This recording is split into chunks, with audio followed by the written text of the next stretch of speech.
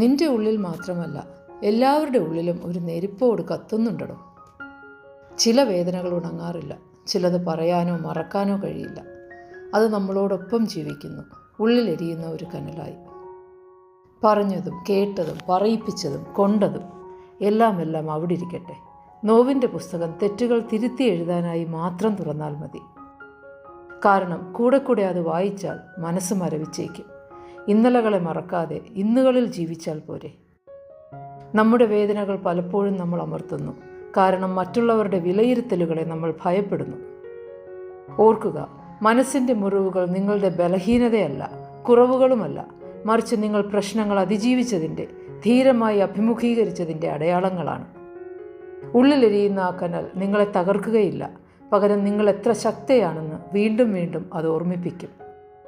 അതെ, തീ വിനാശകാരിയാണ്, എന്നാൽ അതേ തീ ഉരുക്കിനെ രൂപപ്പെടുത്താനും ശേഷിയുള്ളതാണ്. വേദനകളെ കരുത്താക്കുക. തീയിൽ കുരുത്തത് വെയിലത്ത് വാടില്ലടോ.